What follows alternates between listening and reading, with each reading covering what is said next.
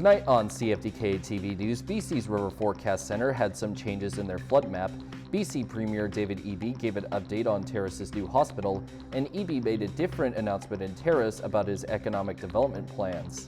Northwest BC's only television news team. We are CFTK-TV News. Good evening, I'm Cal Baslett, and here's what's making the news in the Northwest and beyond for today. The large amount of rain that northern BC has seen lately led to some notifications being put out by the BC River Forecast Centre, and ever since yesterday, a few changes have been made to their advisories.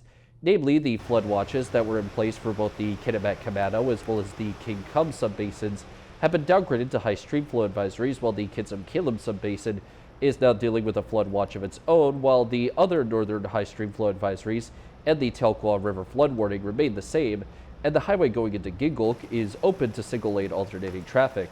But a few other streamflow advisories were put in place for areas like the Upper Fraser, the Quesnel River, and South Thompson, while the Upper Columbia and North Thompson are currently under flood watches.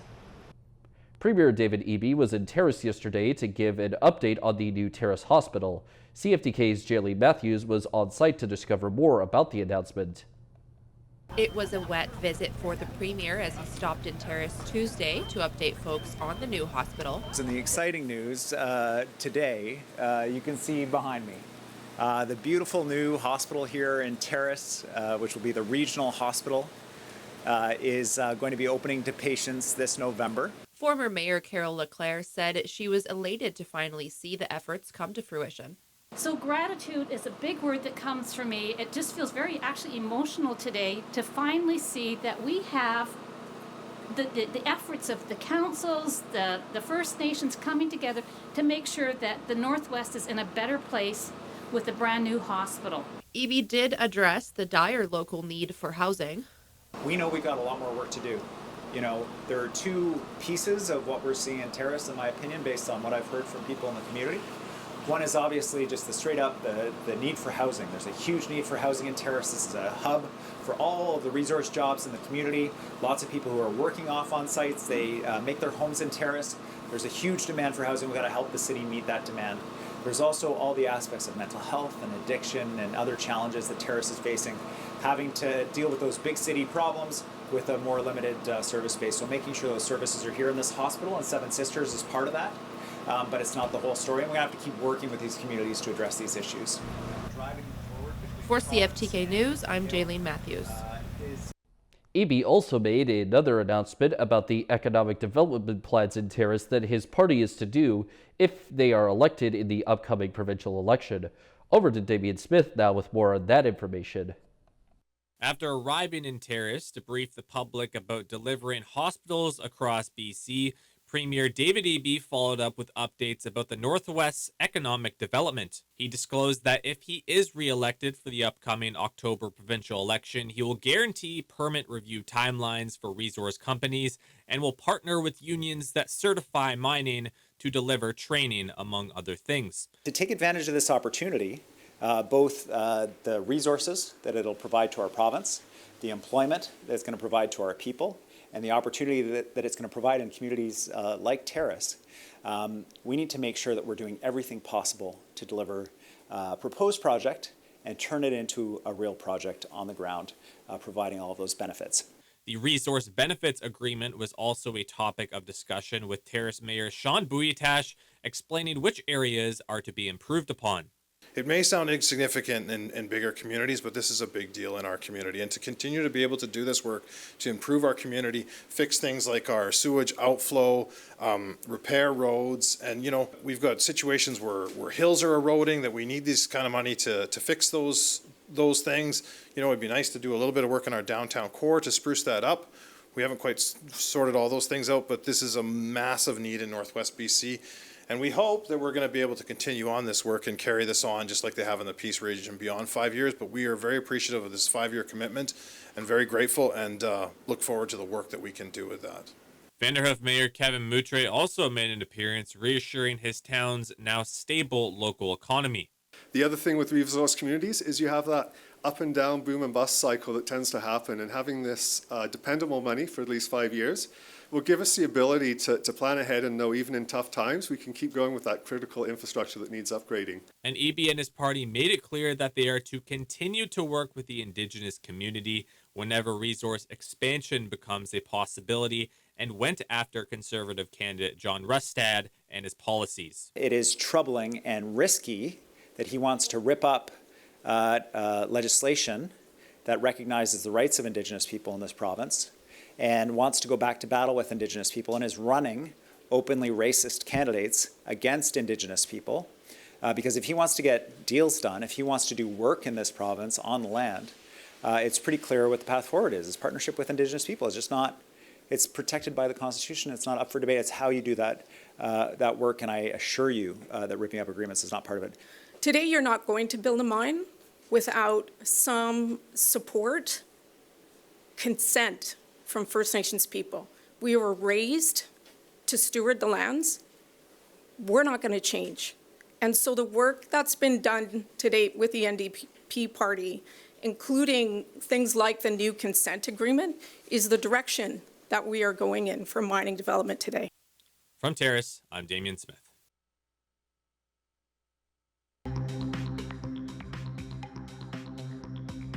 Coming up next, a recent poll is showing that many people in BC don't feel safe. Welcome back. Now to the contentious debate over BC's drug crisis. It's shaping up to be a wedge issue in the election campaign as politicians take a stand on safe supply and drug consumption sites. CTV's Rob Buffum now with more.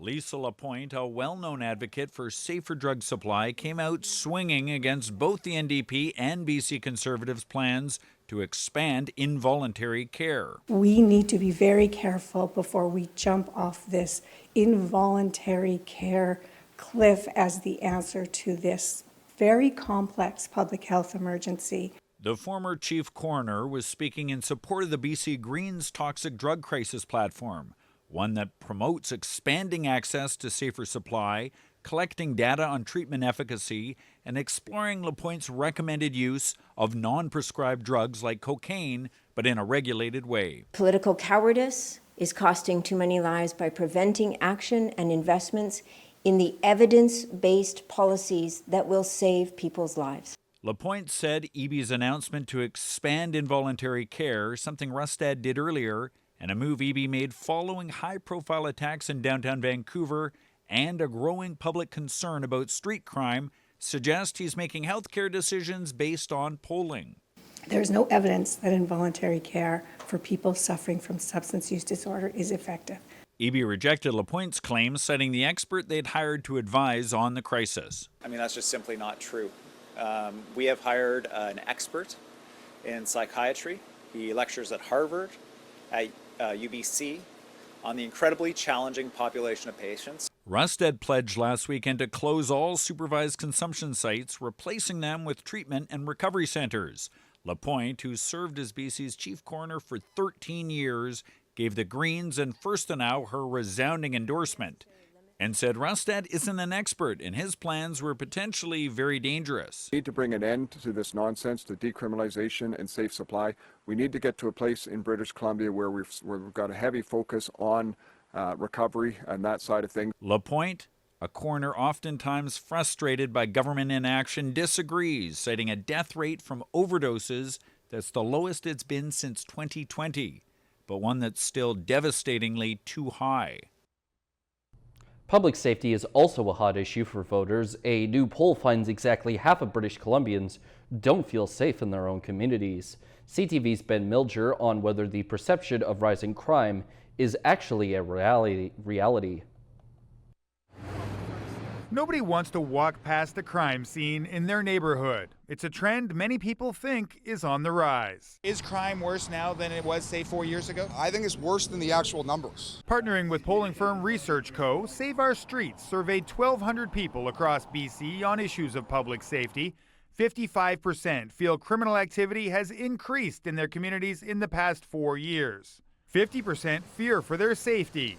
And 58% say there are places they avoid over safety concerns. When the statistics say that 50% of all British Columbians feel unsafe in their communities, that should be a head-snapping wake-up call to the politicians about the survivability of downtowns throughout the province. In both Vancouver and Surrey, police report crime is actually down through the first 6 months of this year compared to last.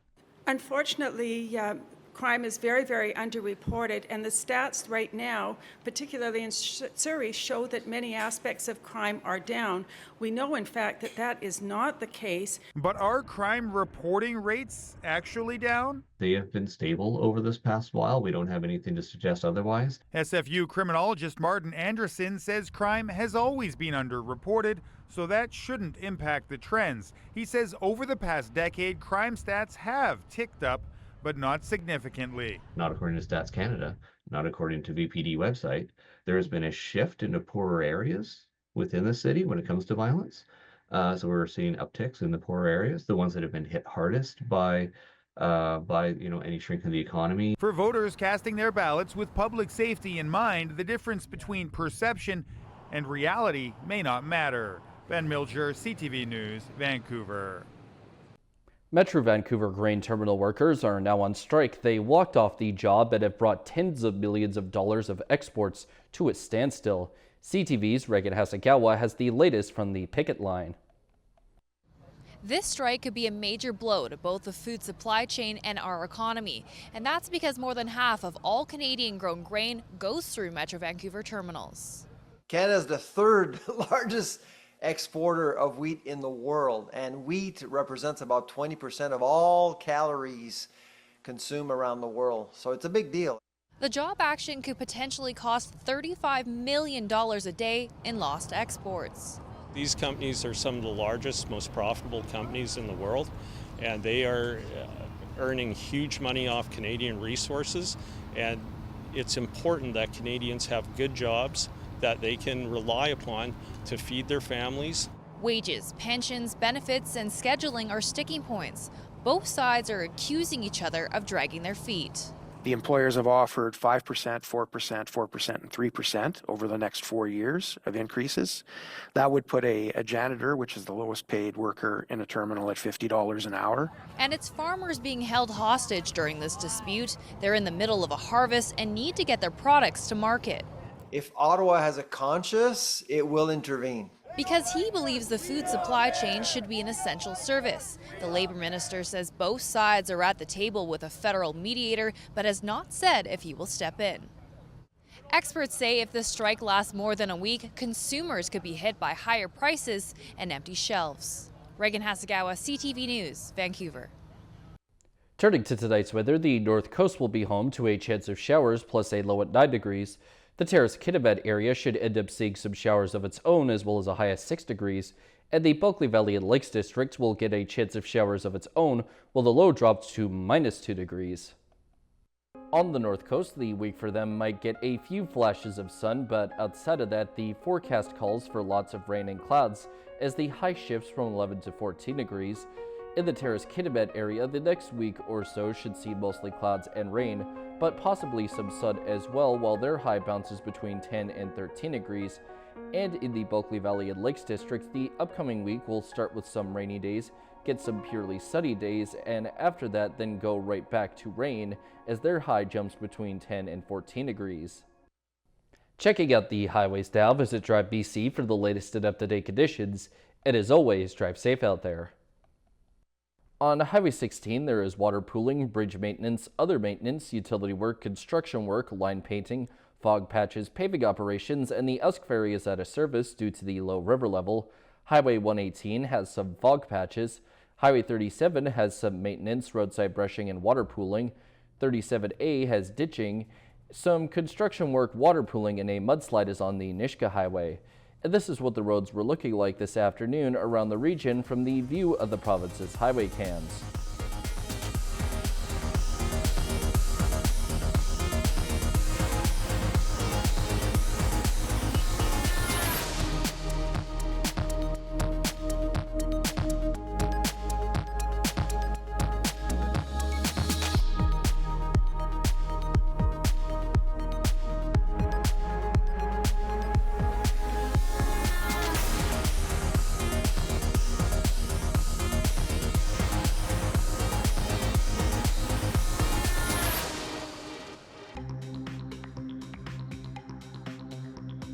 still to come, the federal Conservatives are looking to capitalize on some recent momentum. Welcome back. The Middle East is dominating discussions at the UN, with leaders calling for de-escalation. Hezbollah and Israel yet again exchanged firepower, with neither side showing any signs of pulling back. CTV's Heather Wright reports now on the situation and the new message for Canadians in the region. Smoke billows in southern Lebanon today as Israel hit more Hezbollah targets overnight. A wave of airstrikes on Monday has plunged Lebanon into grief and uncertainty. Hundreds have been killed, including at least 90 women and 50 children, according to Lebanon's health ministry. We were at home, Jamal Youssef says, when suddenly the house collapsed on us. Hezbollah and Israel have been engaged in cross-border fighting for nearly a year, after the Iran-backed militant group began firing rockets into northern Israel in solidarity with Hamas. Israel stepped up its campaign last week, first with the pager and walkie-talkie attacks and then with a strike on Friday that killed a number of Hezbollah's top military commanders. Hezbollah's capacity to respond to a major military strike or to launch one of their own, I think, has been seriously degraded. Still, the group has a significant stockpile of weapons, launching a number of rockets into northern Israel today. An airfield and a munitions factory among the targets. I think Israel also has to be careful because there could be a very significant hit to their civilian population as well, even though ultimately they could win. And while Israel's campaign against Hezbollah has not involved any boots on the ground, some who live in Lebanon believe a ground offensive is inevitable. Hezbollah will not lay down its arms. Hezbollah will not withdraw from the south. I see a ground offensive in the making. The Department of National Defense says there are roughly 50 Canadian Forces members in the region. They are helping Global Affairs with contingency planning in the event the situation in Lebanon deteriorates further. Heather Wright, CTV News, Toronto. The Conservatives have taken their first crack at toppling the Liberal government and forcing an early election. The party introduced a non-confidence motion even after the NDP and Bloc Québécois both said they would not back it. CTV's Rachel Aiello breaks down the debate. That the House has no confidence in the Prime Minister and the government. Just 12 words that could take down the Liberals and force Canadians into a snap election. Except this attempt to oust the Prime Minister was doomed to fail before debate even began, as the Bloc Québécois and NDP already said they wouldn't back it. Undeterred, Conservative leader Pierre Poilievre kicked off today's debate on his motion of non-confidence with a campaign-style pledge to restore the Canadian promise. That promise, after 9 years of the NDP Liberal Prime Minister, is broken. From there, for hours, MPs used the open floor to air all sorts of political grievances, from the Liberals' handling of hot files like housing and the carbon tax, to concerns raised by the NDP about the future of programs such as dental and childcare, if Poilievre's Conservatives win the election they're pushing for. We're not going to let the leader of the Conservatives call the shots. We're going to vote today against Conservative cuts and against the Conservative motion. As his government's record was being debated on Parliament Hill, the Prime Minister was in New York, where he faced questions about his leadership. And obviously, the Conservatives are very much thinking about power right now. I'm thinking about how we can best help Canadians. While the Liberals are poised to hold on to power for now, securing the continued support of other parties will come at a cost. The Bloc won a multi-billion-dollar boost to seniors' benefits, a move Trudeau's deputy isn't ruling out. We are having good conversations about all possible economic measures with both the Bloc and the NDP, and those conversations are ongoing. MPs will vote on the confidence motion tomorrow, and while it is not expected to pass, Poilievre will have more chances. There's another Conservative opposition day on Thursday, and 3 more to come before Christmas. Rachel Aiello, CTV News, Ottawa. And now we turn our attention to the stock markets. The Canadian dollar is up 3/100ths of a cent. The price of gold is up $7.70. Oil is down $1.87. Natural gas is up 3 cents. Aluminum is up $61.50. In Toronto, the TSX is down 46.34 points. The Venture Index is down 5.70. In New York, the Dow Jones is down 243.47, and NASDAQ is up 7.69. Still ahead, a Coquitlam homeowner got a not-so-fun surprise in his garage not long ago. Welcome back. A Coquitlam homeowner who was startled by a big black bear in his garage spoke publicly about the wild encounter. The intruder was caught on camera, and the video has since gone viral with millions and millions of views. As Shannon Patterson reports, the owner is being praised for how he handled what could have been a very dangerous situation. Alex Gold was unloading groceries at his Coquitlam home last Tuesday when he came face to face with a black bear leaving his garage. I see the bear in front of me, like huge bear standing right in front, and she was kind of hissing. As he clapped his hands and backed up, the bear did what's called a bluff charge. That's typical behavior of a bear, to try to essentially scare off something that is, either blocking them from getting an easy exit out of a situation they're not comfortable with, or maybe protecting something. I wasn't scared at all because everything everything happened too quick. Gold used his key fob to remotely close the trunk of his car. I decided to close it first, and then I could safely jump in the car, because you never know, bear can come into the car. And I didn't want to be in the car with the bear. Once inside, he honked his horn to scare the bear, and the surveillance video captured a shot of her cub. It's looking for, what do I do? Kind of thing, instruction from the mother. The horn then startles both bears away, so they seem to head off in a different direction, which is great. Gold is being praised for how he handled the up-close encounter. I think he did a great job of reacting in that situation. That's pretty startling circumstance. Right? I knew what to do when you encounter a bear, because they live in our area. You should be prepared, and you should know what to do. You don't have to run. You don't have to turn your back. You have to do some noise, and of course you have to increase the distance between you and bear slowly. The video from his home surveillance system has more than 36 million views on Instagram. I posted it. And it became viral. Gold hasn't seen the mother and cub since. For their sake and his, he hopes they never return to his garage. Shannon Patterson, CTV News, Coquitlam. The BC Unclaimed Property Society says more than $218 million in dormant assets are ready to be claimed in the province. That's after the nonprofit organization says it returned nearly $3.9 million in assets to the rightful owners, calling it a record amount. The society says it also received record submissions totaling $34 million in dormant funds from organizations including courts, credit unions, insurance companies, and various levels of government. It says those funds made possible the donation of more than $9.5 million to the Vancouver Foundation. That's all of our news for now. From all of us here at CFTK-TV News, I'm Cale Maslin, and thanks for watching. We'll see you next time.